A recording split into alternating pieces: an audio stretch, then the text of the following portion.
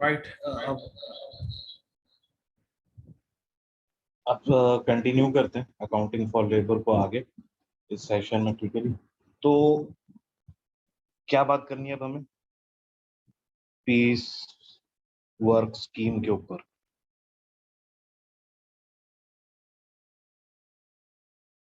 ठीक है जी, piece work scheme के ऊपर अब बात करेंगे। और पीस वर्क स्कीम में अगेन हम लोग का वेजेस कैलकुलेट करने के लिए जो हमारा फॉर्मूला होगा, तो वो किस तरह होगा फॉर्मूला कि wages is equal two units produced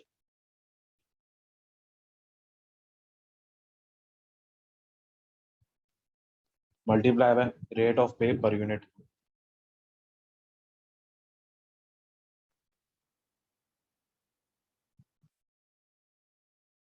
ठीक है जी। तो क्या करते हैं जी, स्ट्रेट अवे किस तरह ये काम करता है इसके लिए स्ट्रेट अवे हम लोग एग्जाम्पल के ऊपर जंप मारते हैं।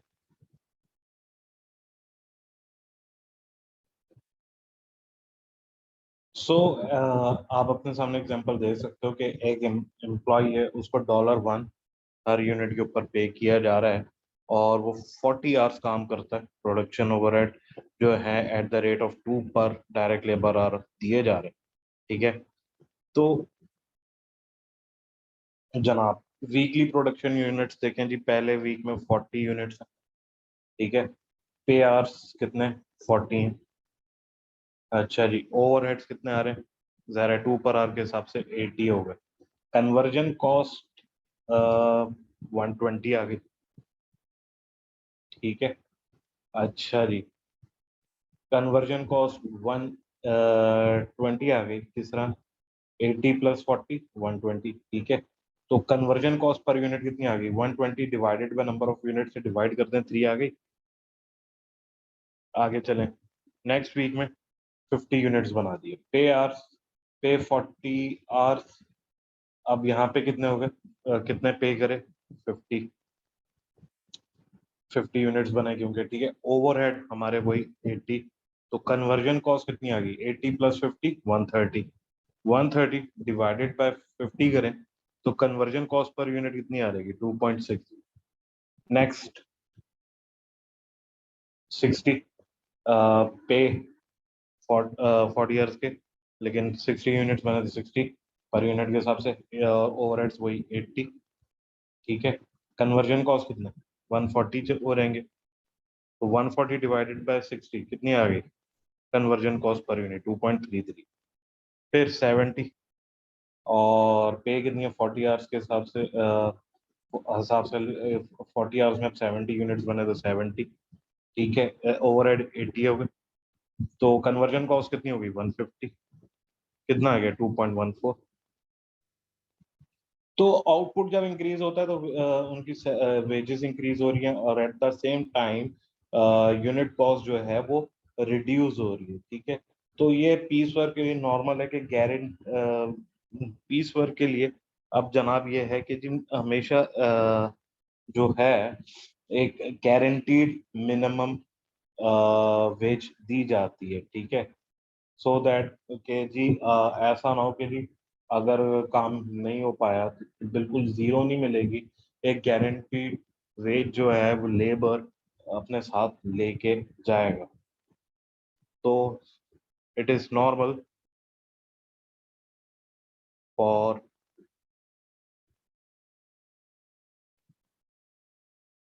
Piece work to be offered guaranteed minimum wage।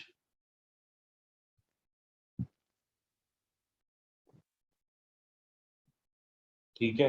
ताकि उसको लॉस एम्प्लॉय को यानी कि लेबर को जो है वो लॉस सफर ना करना। ठीक है। आई होप यहाँ तक क्लियर है।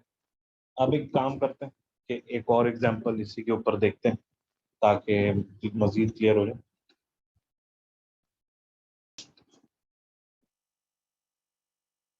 अब देखेंगे हमारे पास हमें एग्जांपल आ रही है कि एम्प्लॉय को पे किया जा रहा है $5 पर वीक पर पीस वर्क। और प्रोड्यूस पीस वर्क के हिसाब से दिया जा रहा है। और एक 35 आवर वीक में उसने क्या करा जी, जो आउटपुट बनाया 3 यूनिट्स ऑफ प्रोडक्ट ए बनाए। ठीक है, प्रोडक्ट ए के लिए उसने करे 2.5, और 5 यूनिट्स बनाए प्रोडक्ट बी के 8 आवर्स में। कैलकुलेट वही करनी है, पे करनी है, वीक की पे कंप्यूट करनी है। तो चलें काम करते हैं, आई मीन सॉल्व करते हैं। सो प्रोडक्ट ए,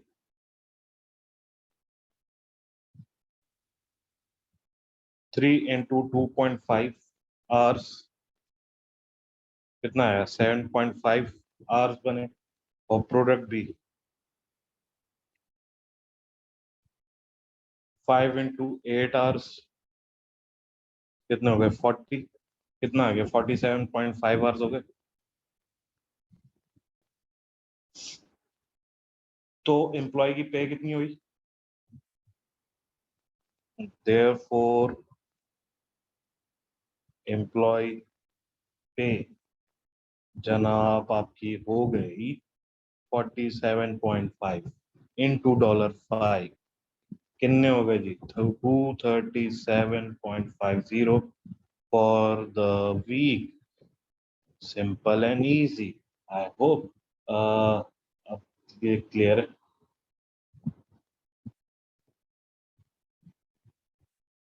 अच्छा जी, इसके बाद हमारे पास आता है differential piece work scheme.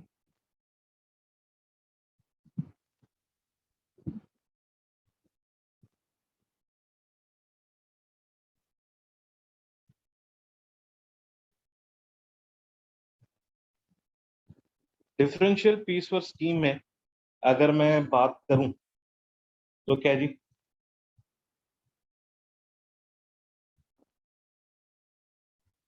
Okay, differential piece work scheme offer करता है इंसेंटिव किसको, एम्प्लॉयज को।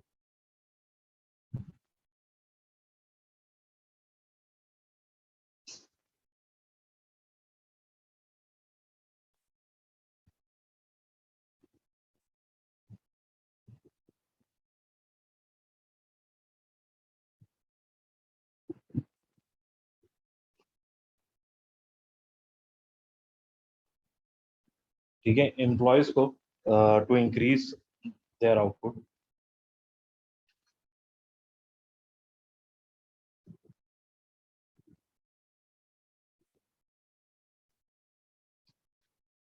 ठीक है, बाय पेइंग हायर रेट्स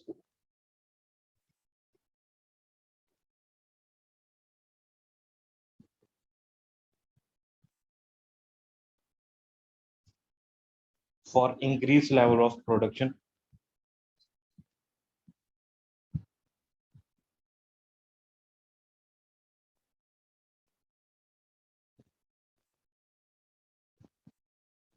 ठीक है, क्या differential piece work scheme incentive employees को दिया जाता है विद लेवल ऑफ आउटपुट, जब इंक्रीज हो रहा होता है एक लेवल बाद जो है तो उसका रेट इंक्रीज कर दिया जाता है। फॉर एग्जांपल जी,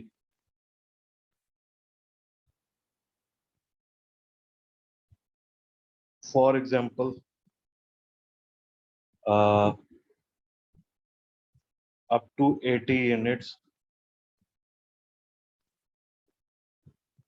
पे कितनी दी जा रही है रेट पर आवर के हिसाब से, $1 पर आवर दी जा रही है।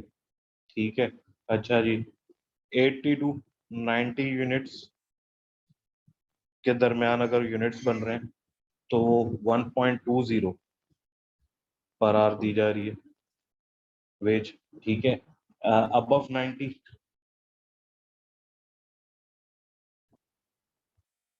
डॉलर 1.30 पर आवर दी जा रही है। ठीक है,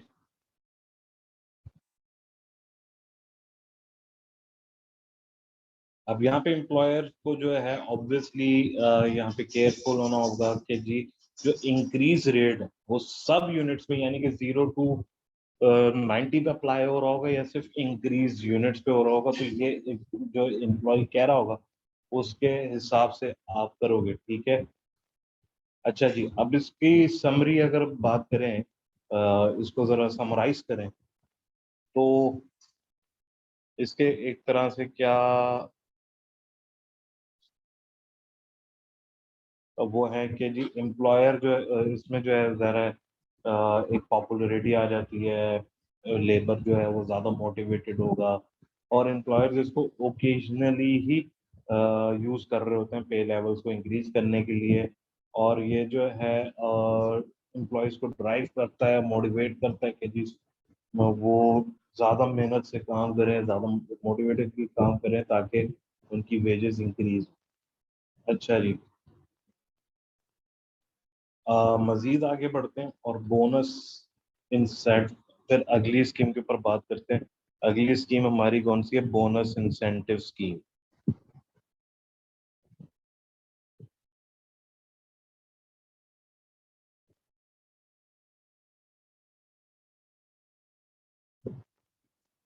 बोनस इंसेंटिव स्कीम क्या है कि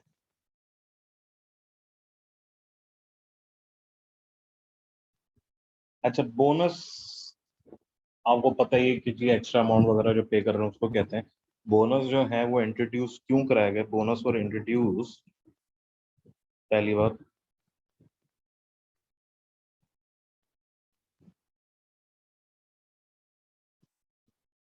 to compensate workers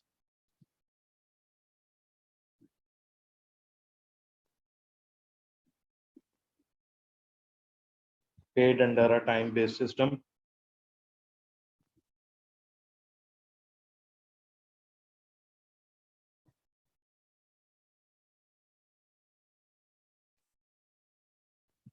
for their inability to increase earnings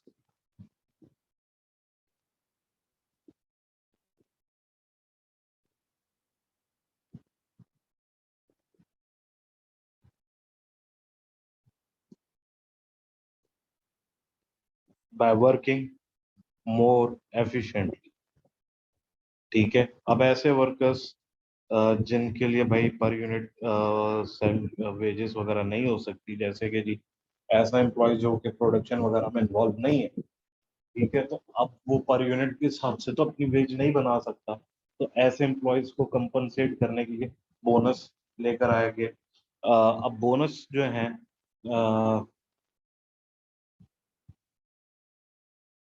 different type के दिए गए हैं, ठीक है।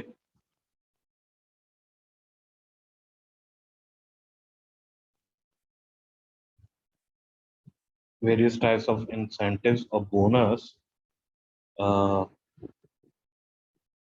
जो है वो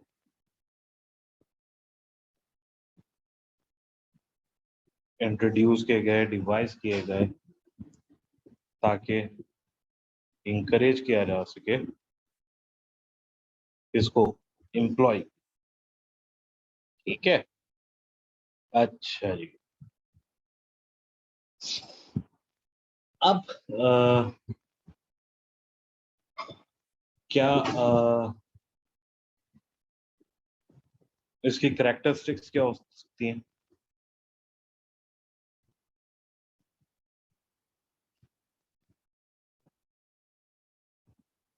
नंबर वन, एम्प्लॉयज को पे किया जाएगा उनकी एफिशिएंसी के लिए।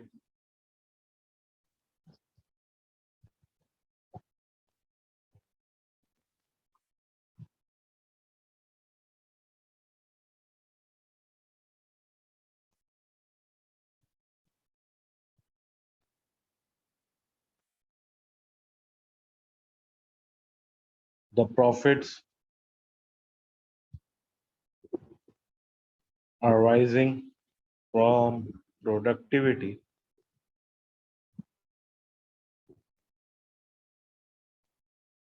are shared between employer and employee,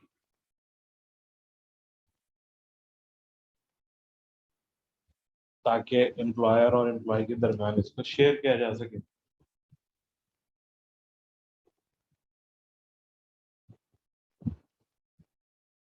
और इस कि एक और करेक्टरिस्टिक को भी क्या आ जाती है कि मोरल जो है एम्प्लॉय का,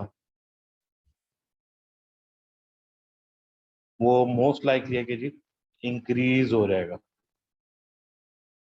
ठीक है, क्यों होगा, इम्प्रूव होगा, क्यों? क्योंकि जाहिर है एक्स्ट्रा एफर्ट करेंगे तो एक्स्ट्रा रिवॉर्ड ही मिलेगा।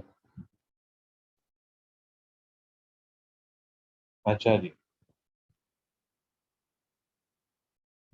बोनस स्कीम का को सेटिस्फाई होने के लिए कुछ कंडीशंस जो हैं वो होती हैं ताकि वो सक्सेसफुली ऑपरेट हो सके। ठीक है, तो इसके क्या,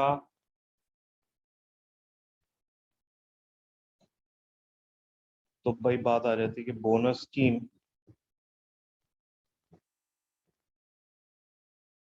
मस्ट हैव सर्टेन कंडीशंस।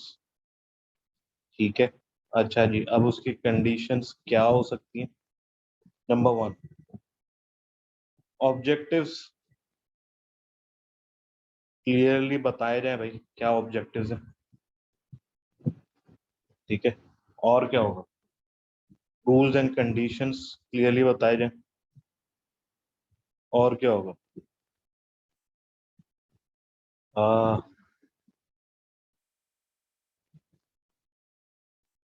ये इसको सब एक्सेप्ट करें।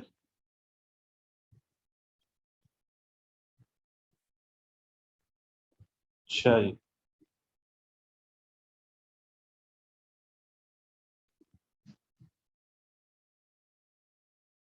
It should be seen fair by employees. ठीक है, एम्प्लॉयज को फेयर लगे, ऐसा ना हो कि ऐसे ऐसे ऑब्जेक्टिव्स लगा दो, ऐसी ऐसी कंडीशंस लगा दो कि अचीव भी ना कर पाए।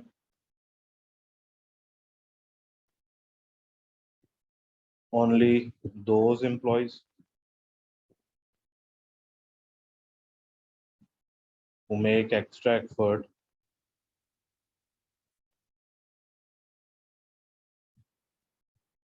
are awarded। उन्हीं को आप अवार्ड कर रहे हो। अब आई होप यहाँ तक क्लियर है। अब हम लोग जो वेरियस टाइप्स हैं उनको देखते हैं, कौन कौन से हमारे पास टाइप्स हैं। टाइप्स ऑफ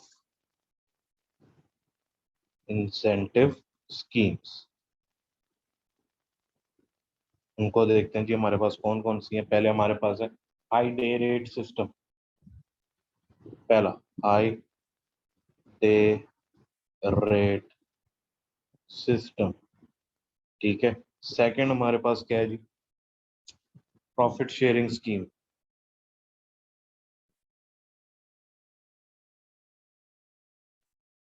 थर्ड हमारे पास क्या है जी, individual bonus scheme.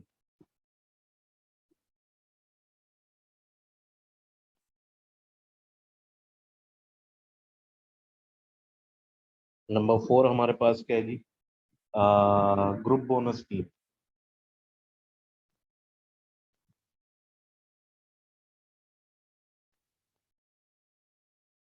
Number five, incentive schemes involving shares. Incentive schemes जिसके अंदर शेयर्स इन्वॉल्व होते हैं। और कौन सी है जी, value added incentive.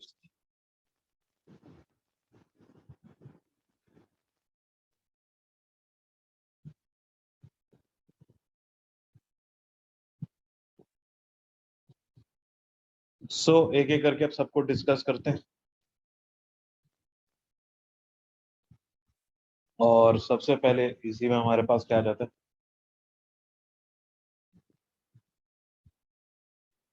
High day rate system. High day rate system, बहुत सिंपल, बहुत इजी, और उसके अंदर हमारे पास क्या आ जाता है,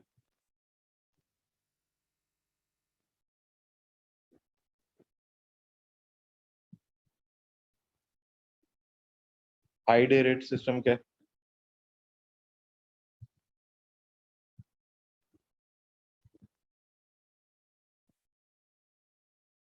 is a system where employees are paid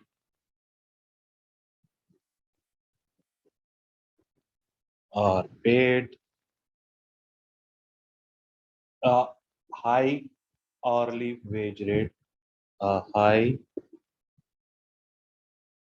hourly wage rate in the expectation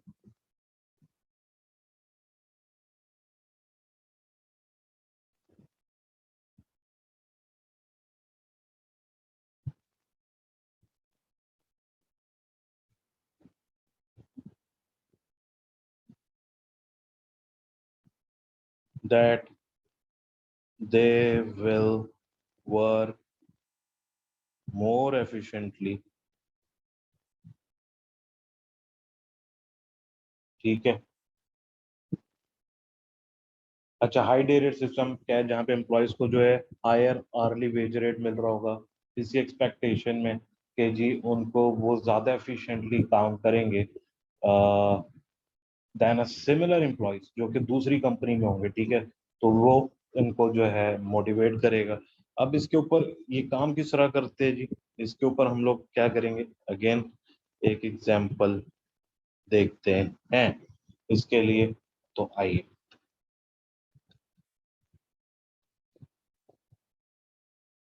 सो जी अगर एम्प्लॉय जो है 100 यूनिट्स बनाता है 40 आवर वीक के और उसको $2 पर आवर के हिसाब से पे किया जा रहा है मिस्टर ए को, ठीक है, तो अगर वो 120 यूनिट्स बनाए तो 12.50 पर आवर प्रोडक्शन ओवरहेड जो है ऐड हो जाएगा कॉस्ट में एट द रेट ऑफ 2 पर डायरेक्ट लेबर आवर। तो कॉस्ट पर यूनिट क्या होगी, इस पे हमने बात करनी है।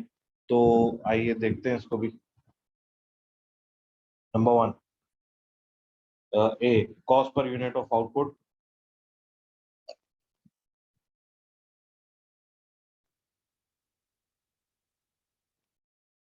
of output on the low day rate scheme। पहले लो डे रेट स्कीम की बात करें तो पहला क्या है जी, 40 into $4 डिवाइडेड बाय 100, तो कितना आ गया, $1.60 पर यूनिट। फिर cost per unit of output be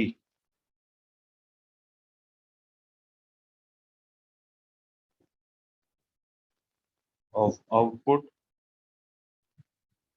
on high day rate scheme,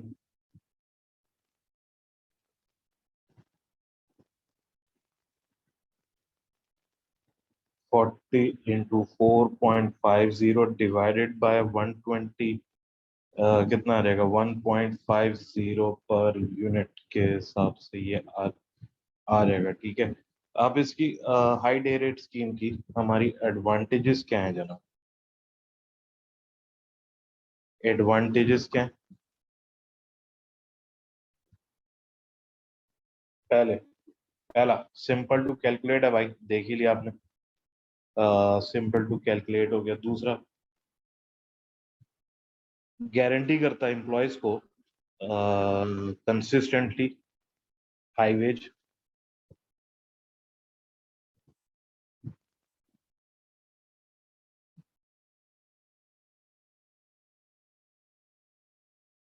और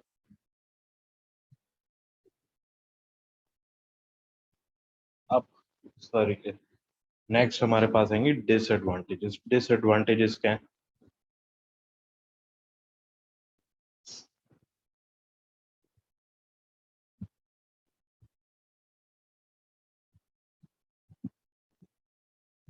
पहला, कोई गारंटी नहीं है कि स्कीम कंसिस्टेंटली ये चलती रहेगी।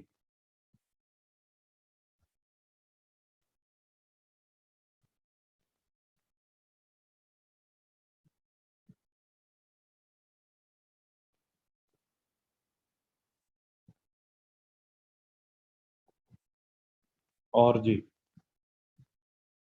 एम्प्लॉय हो सकता है प्रिफर करेंगे जी नॉर्मल रेट ऑफ आउटपुट पे ही काम किया जाए।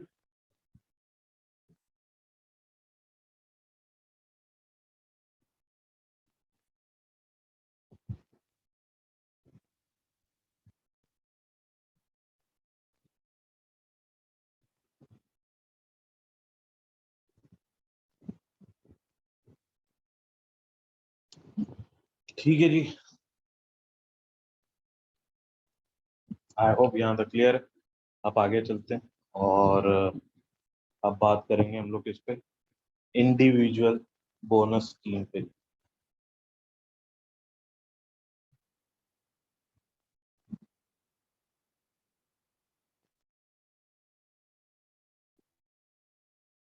So individual bonus scheme,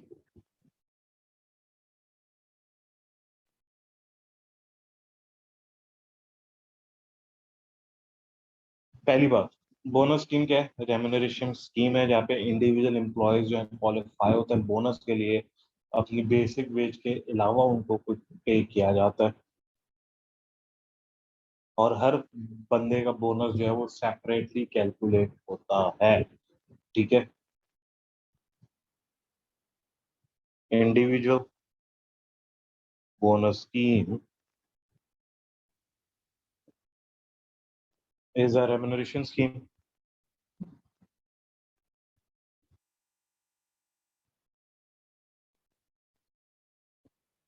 whereby individual employees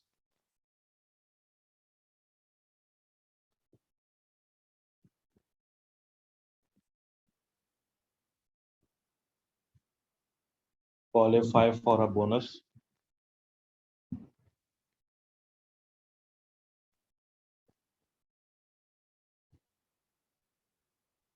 on top of their basic wage।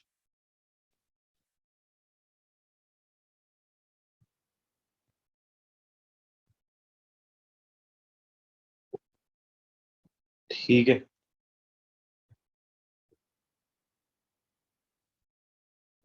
अच्छा जी, जैसा बताया जी बोनस जो है बेसिक होगा, इंडिविजुअल के शेयर ऑफ ग्रुप्स में नहीं बटेगा, इंडिविजुअल जो है बोनस अर्न कर सकता है किस तरह, टारगेट से ऊपर काम करके कर जाए तो उसको बोनस मिल जाएगा, इस तरह ही काम करता है। फिर हमारे पास आ जाता है next concept group bonus scheme. अगला क्या आता है जी? Group bonus scheme. Group bonus scheme क्या है जी? It is an incentive plan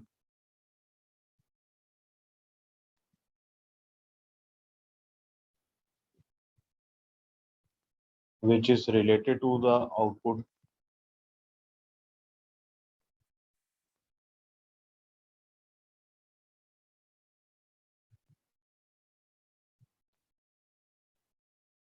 performance of an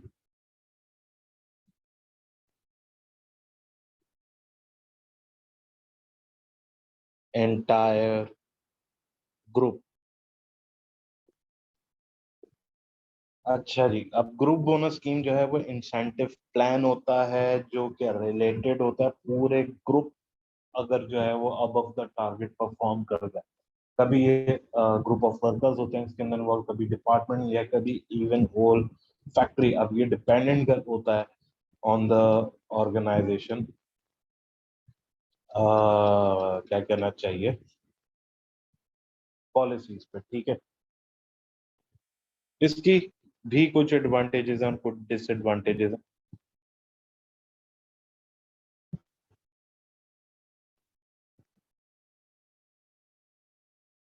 पहला, दे आर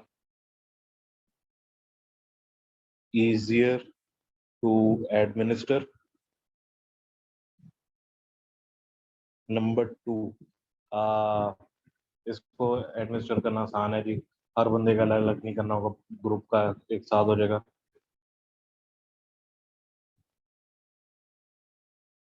इसमें आपका कॉपरेशन बढ़ जाता है भाई ऑर्गेनाइजेशन का, ज़ाहिर सबका इंटरेस्ट ज्वाइंट हो जाता है। 3,